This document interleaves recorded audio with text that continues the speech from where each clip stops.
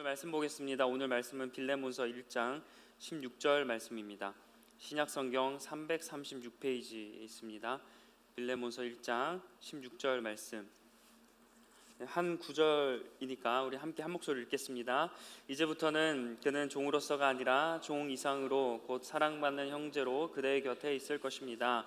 특히 그가 나에게 그러하다면 그대에게는 육신으로나 주님 안에서나 더욱 그러하지 않겠습니까? 아멘. 오늘은 용서는 십자가를 닮았다라는 제목으로 함께 말씀을 나누겠습니다. 바울은 빌레몬이라는 사람이 믿음이 되게 좋고 그리고 사람들을 사랑하는 사람이다라는 걸 알고 있었습니다. 근데 이 정도만 해도 대단한 신앙인 것 같죠. 믿음이 좋다고 남이 보기에, 특히 바울이라는 사도가 보기에 어떤 사람이 신앙이 좋다라고 이야기할 수 있고, 그리고 사람을 사랑하는데 몇 사람이 아니라 모든 사람을 사랑한다라고 이야기까지 할 정도면 이 빌레몬이 얼마나 신앙심이 깊었던 사람인지를 우리가 알 수 있습니다. 이 정도만 해도 정말 대단한, 아니면 뭐 빌레몬을 본받아라 라고 해도 될 법한 그런 신앙을 가진 사람 같은데, 바울은 빌레몬에게 한 가지 신앙적인 더 부탁을 해요. 이렇게 완벽한 사람인데 뭘 더 부탁을 해야 되는가, 이런 좀 의문이 들 텐데, 바울은 빌레몬에게 우리가 일반적으로 세상 사람들이 하는 용서를 넘어서 그런 차원이 다른 용서를 베풀어 줄 것을 권면합니다. 오늘은 빌레몬 입장에서 함께 말씀을 나누도록 하겠습니다. 성경에는 용서와 관련된 말씀들이 많이 등장하죠. 작년에 우리가 요셉에 대해서 시리즈 설교를 하면서 그때 요셉의 용서에 대해서도 배웠습니다. 요셉은 자신을 노예로 팔려고 팔았던 그 형들을 용서했죠. 그리고 다윗도 자기를 죽이려고 했던 사울을 용서합니다. 스데반이라는 집사는 사도행전 7장에 보면 자신을 돌로 쳐 죽이려는 사람들을 향해서 하나님께 용서해달라고 기도를 해요. 이런 모습들, 다윗, 그 다음에 스데반, 요셉, 이런 사람들의 한 용서도 쉽지 않은 용서 같은데, 빌레몬이 요구받은 용서는 훨씬 더 어려웠던 용서였습니다. 자, 빌레몬에게는 오네시모라는 종이 있었음을 우리가 지난주에 배웠어요. 근데 이 종이 주인 빌레몬의 금품을 훔쳐서 도망갑니다. 자, 이런 상황 가운데 바울은 이제 빌레몬에게 이 오네시모를 용서해달라고 하는데요, 그냥 용서가 아니라 뒤에 한 가지 더 부탁을 해요. 무엇이냐면 형제로 받아달라는 겁니다. 자, 이제 주인 입장에서 도망친 종을 그냥 용서해주고 이전과 같이 그냥 종으로서 좀 대해달라고 이렇게 부탁하는 것도 내가 그렇게 용서하기 힘들 텐데, 빌레몬은 이젠 용서한 다음에 종이 아니다, 형제다. 그러니까 같은 그런 직급으로 봐달라는 거예요. 이제 종으로서 부리지 말고 형제로서 받아달라고 요구하는 거죠. 자, 이 요구를 받은 빌레몬의 입장은 어땠을까요? 자, 빌레몬은 사실 엄청난 손해를 본 사람입니다. 왜냐하면 이 사람은 어쨌든 주인의 품을 떠난 종이잖아요. 그러면 이 종은 당시에 주인의 소유물이었습니다. 친구의 관계가 아니고 그냥 소유물이었어요. 자, 이 사람이 자기의 돈마저 가지고 도망을 쳤다는 것은 일단은 재산적인 피해를 입었겠죠. 금품을 가지고 도망을 간다고 했으니까 아마 종이었으니까 주인이 가장 아끼고 주인에게 가장 소중한 그런 금품이나 물건이 어디 있는지를 잘 알았을 거예요. 근데 그거를 어쨌든 가져갔다는 거고, 두 번째는 이렇게 감정적으로 좀 이렇게 화가 났을 거예요. 일어나지 않아도 되는 일들을 이 빌레몬이 겪어야 되고, 그리고 얼마나 화가 나고 황당하고 열이 받겠습니까? 그냥 도망가도 이 빌레몬이 오네시모를 쫓아가는 것도 스트레스가 될 텐데 돈을 가지고 도망을 쳤단 말이에요. 이 사실 하나만으로도 빌레몬에게는 지금 이 오네시모를 용서할 수 없는 그러한 상황인데, 바울은 뭐라고 합니까? 용서하라고, 그리고 나아가서 형제로 받아달라고 합니다. 사실 빌레몬 입장에서는 용서하는 것보다 벌을 하는 게 이득이에요. 왜냐하면 당시 이렇게 종들이 주인에게서 도망치면 법적으로 체포할 수 있었습니다. 그리고 체포하는 게 끝나는 게 아니고 이 체포한 종을 사형까지 시킬 수 있었어요. 합법적이었어요. 죽일 수 있는 겁니다. 그러면 빌레몬 입장에서는 지금 자기 한편에는 용서라는 그런 부탁을 받았지만 다른 한 손에는 뭐가 있는 거예요? 죽일 수 있는, 사형시킬 수 있는 권한이 있었어요. 사실 용서는 해도 되고 안 해도 되는, 굳이 들어도 되지 않는 부탁이고, 사형은 어떻게 보면 본인 입장에서는 꼭 해야 될 수 있는 입장이에요. 왜냐하면 이 빌레몬이 어쨌든 자기가 주인으로 있고 종이 있었잖아요. 그 종이 도망을 갔어요. 그러면 사람들 사이에서 약간 수군거림이 있지 않겠습니까? 야, 빌레몬이라는 사람의 종이 있는데 오네시모라는 종이 도둑질해서 도망갔대. 막 이런 수군거림, 그런 자신에 대해서 비웃음도 있었을 거고, 그리고 자기도 얼마나 창피했겠어요. 그래서 이 모든 것을 좀 자신의 위압감을 나타내고 구겨졌던 그런 자존감을 회복하고 또 자신의 금전적인 손해를 배상받기 위해서는 가장 좋은 건 그냥 오네시모를 법대로 죽이면 되는 겁니다.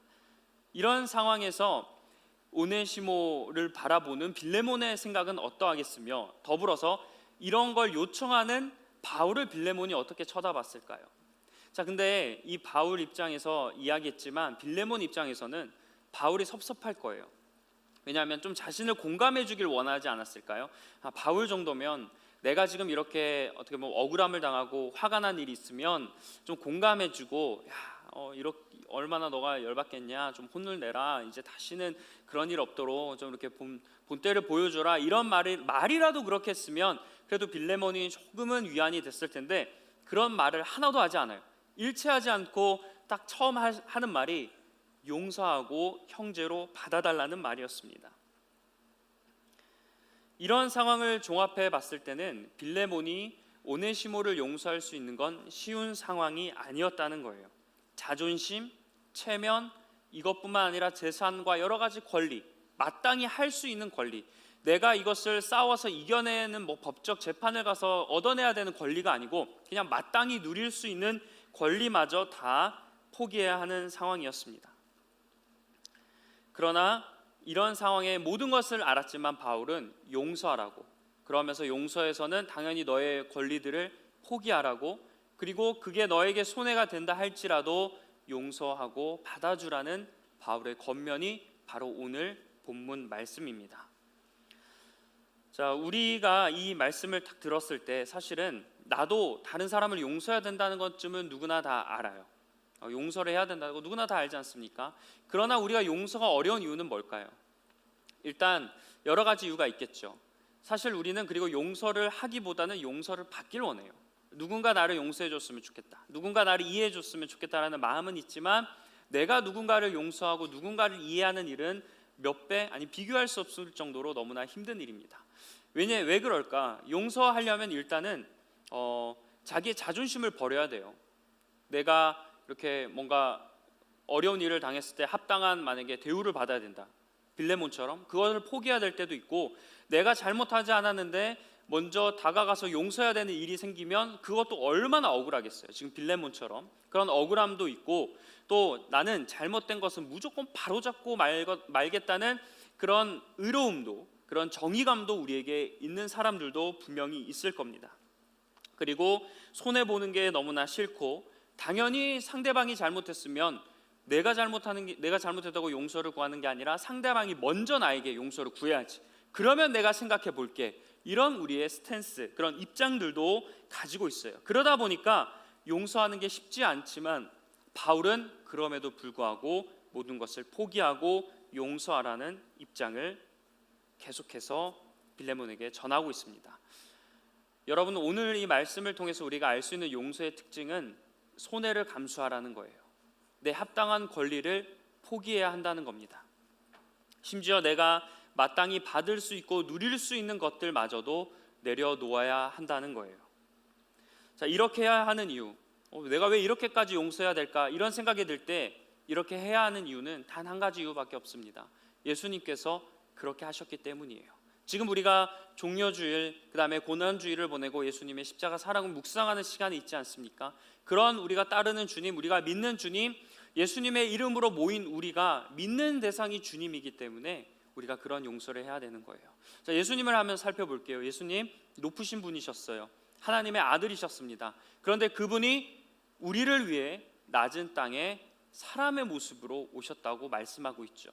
그리고 예수님은 높은 곳에서 영광을 받을 수 있는 자격이 충분히 있었지만 내려오셔서 우리 죄를 용서해 주셨어요. 그리고 나아가서 예수님께서는 우리를 심판할 권한도 있으셨습니다. 그러나 예수님은 어떻게 하셨어요? 우리를 심판하신 게 아니라 오히려 우리 대신에 벌을 받으셨어요. 잘못하지 않은 주님이 잘못한 우리를 대신해서 벌을 받으셨다는 겁니다. 그리고 마지막 순간까지 참고 견디고 초라한 모습으로 목숨을 거두셨어요. 주님이 이렇게까지 포기하시고 억울한 죽음을 당하신 이유가 무엇입니까? 우리의 죄를 용서해 주기 위해서입니다. 예수님은 그 용서를 위해서 포기하시고 희생하셨어요. 우리가 때로는 주님이 나를 용서하셨다라는 말만 기억하면 예수님이 어떻게 용서하셨는지를 까먹을 때가 많아요. 예수님이 이 용서를 위해서 얼마나 포기하시고 얼마나 힘이 드셨고 얼마나 조롱을 당하셨고 얼마나 고통을 당하셨는지는 우리가 잊은 채 그냥 예수님이 십자가를 통해서 나를 사랑해 주셨다는 그런 기억만 품고 감사하고 있다는 거예요. 그러나 우리가 예수님처럼 살아가고 용서해야 된다는 이면에는 예수님처럼 똑같이 손해와 아픔도 감수할 수 있어야 한다라는 겁니다. 만약에 예수님께서 자존심을 버리지 못해서 하나님 저는 곧 죽어도 대신 못 죽겠습니다 했으면 어떻게 됐을까요? 우리 죄가 용서함을 받지 못했을 겁니다. 예수님이 만약에 자기의 고집을 끝까지 꺾지 않으세요. 왜 내가 대신 죽어야 하냐고, 나도 내 목숨 너무나 아깝습니다, 희생하지 않으려고 했다면 지금 여기 위에 있는 십자가의 그 은혜를 우리가 누릴 수 있었겠습니까? 예수님도 힘들으셨죠. 예수님도 얼마나 고통스럽고 얼마나 이것을 피하고 싶으면 마지막 순간에 하나님께 제발 나의 원대로 마시오 그 기도하는 부분 있잖아요. 그 기도를 보면 예수님도 피하고 싶었던 거예요. 그러나 나의 원대로 마시옵고 아버지의 뜻대로 해달라고 결국 기도하지 않습니까? 예수님도 그게 너무나 힘들었던 거예요. 그러나 결국 주님은 그 길을 따랐습니다. 그래서 그 결과 우리가 하나님과 우리가 멀어진 사이, 이 죄로 인해서 멀어진 관계가 가까워질 수 있게 되었다.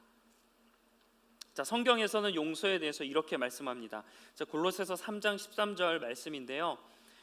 여기 표시되어 있는 글자를 조금 기억하면서 우리 골로새서 3장 13절 말씀을 우리 함께 읽을 텐데 화면이 준비가 안 되어 있는 것 같아서 제가 읽어드리도록 하겠습니다. 골로새서 3장 13절입니다. 누가 누구에게 불평할 일이 있더라도 서로 용납하여 주고 서로 용서하여 주십시오. 주님께서 여러분을 용서하신 것 같이 여러분도 서로 용서하십시오. 자, 우리 말씀 지금 띄워졌는데 한번 같이 읽겠습니다. 시작. 누가 누구에게 불평할 일이 있더라도 서로 용납하여 주고 서로 용서하여 주십시오. 주님께서 여러분을 용서하신 것 같이 여러분도 서로 용서하십시오. 자, 이 말씀에서 용서하는 이유는 단 하나밖에 없습니다. 주님께서 여러분을, 나를 용서하신 것 같이 우리도 서로 용서하라는 거예요. 우리가 용서해야 되는 전제 조건은 예수님께서 우리를 용서하신 것 같이가 우리의 용서해야 될 단 하나의 이유입니다. 자, 이 말씀은 그리스도인이라면 세상 사람들처럼 한번 용서해 보라고 이야기하지 않아요. 세상에서 선택적으로 용서하고 내가 용서할 수 있을 때 용서하는 것처럼 만이라도 용서하라고 성경은 말씀하지 않아요. 이해되지 않더라도 내가 손해보더라도 하나님은 뭐라고 하세요? 그럼에도 불구하고 용서하라는 거예요. 세상에서 이 말씀을 들으면 미련하다겠죠. 멍청하다고 하지 않겠습니까? 왜 너 권리마저 포기하면서 용서하냐고. 근데 그게 누구예요? 우리가 믿는 주님이에요. 그걸 우리가 동의하면 어떤 거냐면 예수님의 죽음을 우리 스스로 하찮게 여기는 겁니다. 왜냐하면 예수님은 포기하셨잖아요. 근데 그렇게 용서하지 마. 뭘 그렇게 자존심 버려가면서 용서해. 너가 잘못한 게 아니잖아. 이렇게 우리가 순응하고 여러분도 우리가 그렇게 생각하는 순간 예수님의 죽음을 우리가 값없이 만드는 겁니다. 여러분에게 있어서 용서해야 될 사람은 누구십니까? 한번 좀 생각해 보셨으면 좋겠어요. 이 질문 우리 이제 피하지 않았으면 좋겠습니다. 여러분에게 있어서 내가 용서해야 될 사람은 누구입니까? 나에 대해서 험담하는 사람들, 내가 믿었는데 내 뒤에서 나를 비판하는 사람들, 크고 작은 일로 여러분과 갈등에 있는 사람들, 학교나 직장과 여러분이 속한 곳에서 여러분을 미워하는 사람들, 이유 없이 여러분을 손가락질하는 사람들, 그리고 교회에서도 사소한 그런 다툼과 그런 갈등으로 서로 서먹해진 그런 관계들, 그리고 가족도 있을 수 있죠.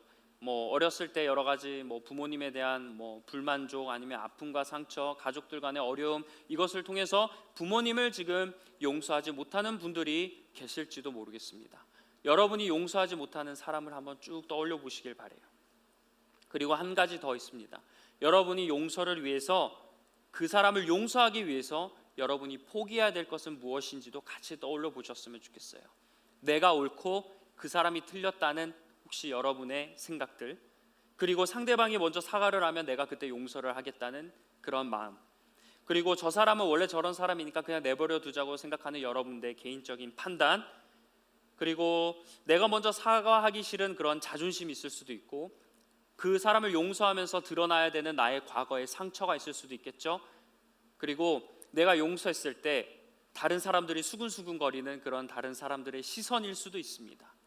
여러분이 왜 그 사람을 용서하지 못하는지는 각자 이유가 다를 거예요. 그러나 오늘 분명히 말씀하세요. 그 손해를 감수해야 그 사람을 용서할 수 있다는 겁니다. 내가 희생해야 할 것들이 있다는 거예요. 물론 어렵죠. 물론 이게 쉽지 않아요. 성경에 나와 있지만 그것을 실천하는 여러분은 얼마나 큰 아픔과 고통과 고민을 해야 되겠습니까? 근데 그 순간 어떻게 하면 될까요? 예수님을 떠올려 보시기 바랍니다. 그 위에 있는 십자가를 한번 떠올려 보세요. 십자가를 떠올리면서 예수님이 나를 위해 어떻게 죽으셨는지를 생각해 보시길 바라요. 아, 예수님께서도 나를 위해 고통을 당하셨다고 했지. 아, 예수님께서 나를 위해 손해를 당하셨다고 했지. 그 하늘 영광 버리고 이 땅 위에 나를 위해 오셨지. 이런 마음으로 우리가 십자가를 바라보아야 됩니다. 그러면서 한 가지 조금 더 용기 내보세요. 내가 이렇게 용서하는 게 바로 주님처럼 사는 거다. 내가 이렇게 용서하는 게 내가 그렇게 수토록 고민하고 결단했던 십자가의 길을 가고 있는 거다. 그게 바로 진정 복음을 믿는 사람의 모습이다. 용서하기 힘들 때 그 사람을 바라보면 절대 용서할 수 없습니다. 그 사람을 바라보지 마시고 그 사람을 바라본 이후에는 반드시 십자가를 바라보셔야 해요. 이렇게 손해를 감수하면서 용서를 했어요. 근데 되게 성경은 더 야속합니다. 진짜 제가 이걸 저도 묵상하면서 어떻게 보면 진짜 바울이 좀 잔인하다 싶었어요. 왜냐하면 이렇게까지 용서하는 거 여러분 엄청 힘든 일이잖아요. 근데 바울은 한 가지를 더 얘기했죠. 형제처럼 대하라. 용서를 한 다음에 형제처럼 대하라는 거예요. 용서한 상대와 형제가 되어야 되는 것은 여러 의미가 있겠죠. 단지 내가 이 사람을 마음에 안 들어요. 안 좋은 감정을 내가 풀고 나는 진짜 싫은데 그래 사과 내가 받아줄게. 이런 차원이 하나님의 용서가 아니라는 거예요. 바울은 빌레몬에게 오네시모를 용서한 다음에 형제로 받아달라고 했던 의미가 어떤 의미냐면요, 빌레몬은 오네시모가 꼴보기 싫을 수 있어도 그와 같이 예배 드려야 한다는 거예요. 용서하고 나서 형제가 되어야 되는 뜻은 그와 같이 밥을 먹을 수 있어야 된다는 거 아니겠습니까? 그와 같이 셀 모임도 하고 그와 같이 나눔도 하고 심지어 그와 같이 사역도 할 수 있는 게 형제 아니겠어요? 용서한 대상과 여러분이 그냥 내가 용서하고 끝 이게 아니라 그 용서한 사람과 내가 과연 밥을 먹고 함께 예배하고 내 옆에서 그 사람과 이야기할 수 있는가, 그 사람과 셀 모임을 할 수 있는가, 그 사이까지 가는 게 형제가 되는 겁니다. 이 권면은 지금 우리에게도 엄청난 도전이 되고 충격이지만 아마 당시에는 더 충격이었어요. 주인과 종이 여러분 형제가 될 수 있겠습니까? 주인과 종은 절대로 형제가 될 수 없습니다. 그것도 그냥 종이 아니라 도망친 종이에요. 죄인이에요. 죄인과 내가, 전적으로 피해자인 내가 가해자를 형제로 받아달라는 겁니다. 이건 되게 어떻게 보면 복음으로 당시의 사회 질서를 무너뜨려 보라는 거예요. 사회적인 통념은 사형시키라는 게 사회적인 통념이죠. 복음은 그거를 거스르는 거예요. 예수님이 십자가를 통해서 우리에게 용서를 주신 방법이 세상의 방법이셨습니까? 면죄부를, 그 사람의 죄를 종이로 써서 야 이제 파할게 이렇게 하면서 주님이 파하셨습니까? 예수님은 세상과 다른 방법으로 거슬러서 우리의 죄를 용서해 주셨어요. 마찬가지예요. 복음으로 용서에 있어서도 사회 질서와 사회 통념을 우리가 거스를 수 있어야 한다는 겁니다. 빌레몬은 이러한 영적인 도전을 받았어요. 여러분 아까 떠올려 보신 그 사람 형제처럼 대할 수 있겠습니까? 그 사람을 여러분 친구처럼, 동역자처럼 그렇게 받아주실 수 있겠습니까? 오늘 주님이 여러분에게 물으십니다. 그 사람을 그렇게 받아줄 수 있겠느냐고. 우리는 용서한다고 했을 때 내가 그래 너는 용서해 줄게. 근데 우리가 다시 친한 사이는 될 수 없지 않냐? 어떻게 우리가 지금 그런 관계를 맺어놓고 어떻게 우리가 대화하고 밥을 먹고 좋은 관계를 유지할 수 있겠니? 우리가 대신 사과는 하고 서로 용서는 하지만 다시는 상종하지 말자가 돼도 우리는 엄청난 큰 용서를 베풀었다 생각하지만 주님은 거기서 더 나아가서 형제처럼 지내라고 말씀하시는 것을 우리 모두가 꼭 기억하셨으면 좋겠습니다. 다른 부분들은 신앙적으로 잘하시는 분들이 계실 거예요. 그런데 용서에 있어서는 그러지 못한 분들이 너무나 많이 있습니다. 실제로 우리의 삶이 그래요. 다른 것은 말씀대로 하나님 의식하면서 하는데요, 용서에 있어서는 내 감정대로 할 때가 많아요. 내 마음대로, 내 기분대로, 세상의 방법대로 용서를 실천할 때가 많이 있습니다. 근데 이게 참 애매한 게 예수님은 사실 우리의 죄를 용서하기 위해서 이 땅에 오셨잖아요. 용서가 어떻게 보면 그리스도인에게 가장 베풀었던 큰 은혜이신데 우리가 가장 크게 받았던 은혜를 베풀지 못하고 있는 거예요. 고난주간 주님이 십자가에 달려 돌아가시고 그 고통을 받으셨잖아요. 못 박히시고 조롱도 당하시고 그 아픔을 당하셨잖아요. 그러면서까지 은혜를 베풀어 주시고 용서해 주셨잖아요. 그 용서를 우리가 베풀며 살아가는 것이 주님을 따라 살아가는 삶인 줄 믿습니다. 그래서 여러분의 선행이 예수님을 닮아야 되겠죠.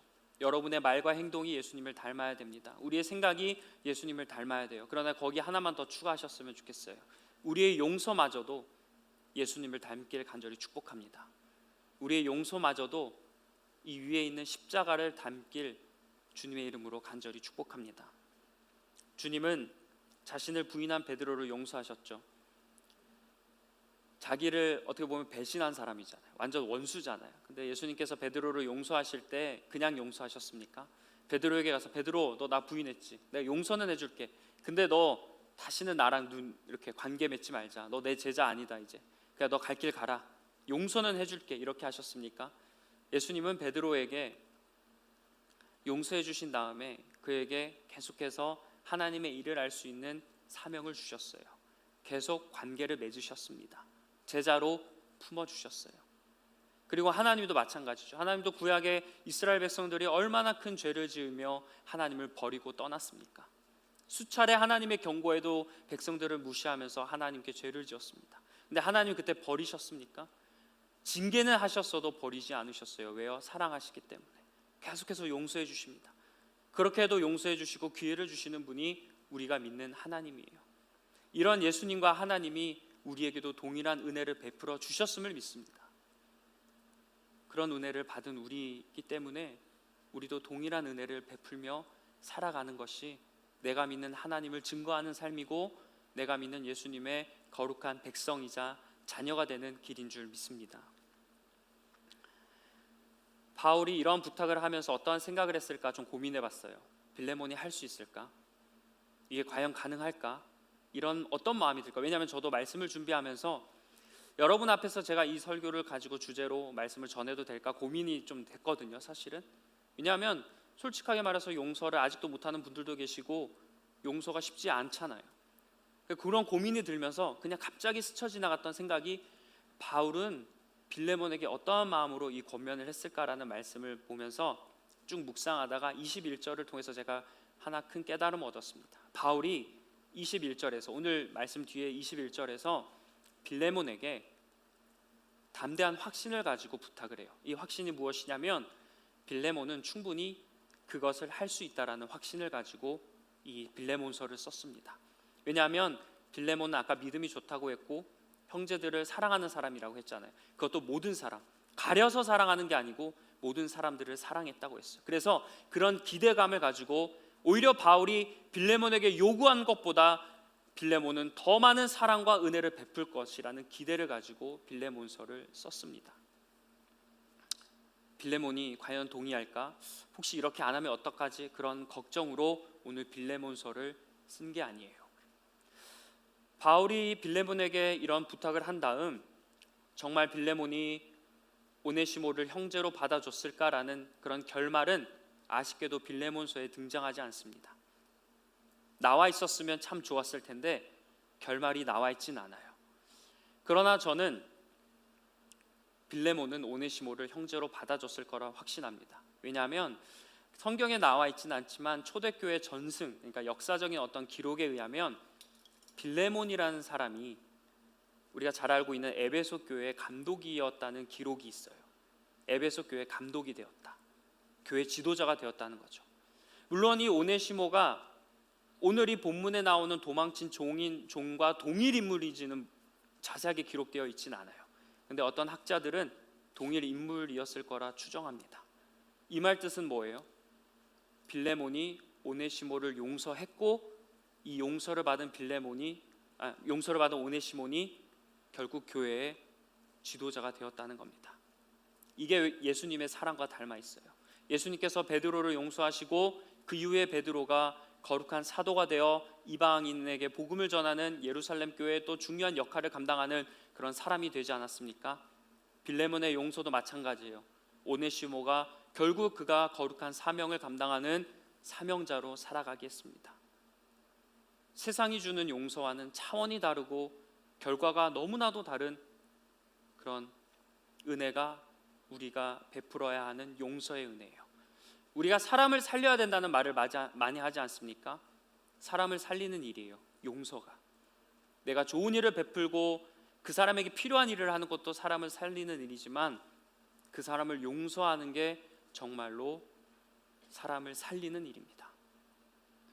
아까 저도 동일하게 사실 이 메시지를 묵상하면서 여러분에게 이 말씀을 전해도 될까라는 고민을 솔직하게 되게 많이 했습니다. 근데 제가 예전이었었다면 좀 고민을 더 많이 해봤을 것 같아요. 그러나 저도 이 바울의 마음이 느껴지면서 그래 이제 우리 리버스 청년부 정도라면 우리 공동체 정도라면 여기서 예배하는 분들 정도라면 충분히 이 용서를 할 수 있겠다. 그리고 해야 되겠다라는 마음이 들어서 이 말씀을 그냥 준비해서 주신 은혜대로 나눴습니다. 저 역시도 이 말씀을 준비하면서 내가 용서해야 될 사람은 누구인가 계속 돌아봤어요. 근데 잘 모르겠어요. 제 성격 때문인지 몰라도 제가 용서해야 될 사람은 떠오르진 않더라고요. 그러면서 어떠한 생각이 들었냐면 내가 빌레몬의 입장이 아니고 오네시모의 입장일 수도 있겠다. 용서를 구해야 되는 입장일 수도 있겠다라는 생각을 하긴 했지만 어찌됐건 용서해야 될 사람이 막 이렇게 떠오르진 않았어요. 근데 그러면서 하나님께서 주셨던 마음은 이 말씀을 너가 전했으니까 나중에 앞으로 이런 상황이 온다면 그렇게 용서를 베풀라는 마음을 주셨습니다. 바울이 설교한 대로 살았고 빌레몬이 그렇게 용서했듯 너도 앞으로 이런 상황이 오면 그래도 용서할 수 있는 그런 마음을 품으라는 메시지를 주셨어요. 그래서 저 역시도 좀 결단하는 마음으로 이 자리에 섰습니다.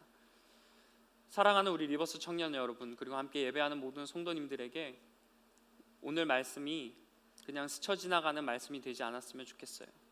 이제 말씀을 맺으면서 혹시 이 말씀을 들으면서 여러분 가운데 나는 이 용서를 실천하지 못할 것 같다, 전혀 동떨어진 그런 세상 이야기인 것 같다, 불가능한 이야기를 되게 성경에 있으니 이렇게 우리가 듣는 거다라고 느낄지 모르겠지만 먼저 우리가 깨야 될 마음은 그런 마음을 먼저 깨야 됩니다. 이 이야기가 내 이야기라고 받아들이는 것부터 출발해야 합니다. 우리가 용서하지 않으면 절대로 우리가 나를 위해 죽으신 예수님을 묵상할 수가 없어요. 우리가 용서하지 않은데 어떻게 그 우리를 위해서 목숨마저 버리신 그 주님의 용서가 나에게 와닿겠습니까? 용서를 해본 사람은 예수님의 용서가 얼마나 고통스럽고 힘든 건지 분명히 느끼실 거예요. 혹시 여러분 중에 예수님의 십자가 사랑이 나는 아직도 느껴지지 않는다, 나는 예수님의 용서가 아직 믿겨지지 않는다, 그리고 나는 평소에 계속 그것을 잊으면서 산다라고 하시는 분들이 계시다면 이 말을 꼭 기억했으면 좋겠어요.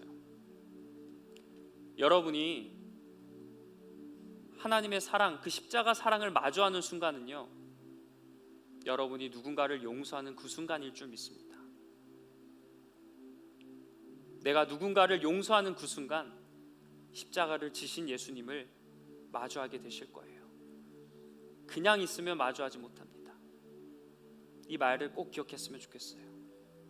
누군가를 용서하는 그때 나를 위해 십자가를 지신 그 주님의 사랑을 마주하게 된다. 우리의 거룩한 도전입니다. 오늘 주님께서는 여러분에게 물으실 거예요. 너희들에게 있어서 오네시모는 누구인가? 그리고 한 가지 더 말씀하실 겁니다. 그 오네시모를 떠올리면서 너는 너의 자존심, 너의 권리를 선택할 것인가? 아니면 십자가를 선택할 것인가? 우리 주님이 우리에게 오늘 물으시는 거예요. 나를 위해 십자가에 돌아가신 그 주님이 이렇게 우리에게도 피 묻은 손을 내미시면서 어떤 걸 선택할 것인지 물으십니다. 여러분, 이제 고난주간 시작돼요. 그때 우리가 누군가를 용서할 이유를 찾아서 용서하지 말고 주님처럼 용서할 수 있길 간절히 축복합니다. 그래서 우리의 용서도 십자가를 닮아 누군가를 살려내고 누군가가 하나님의 비전을 계속 감당할 수 있도록 그렇게 힘쓰고 그렇게 기도하고 그렇게 살아가는 저와 여러분이 되길 주님의 이름으로 간절히 축원합니다.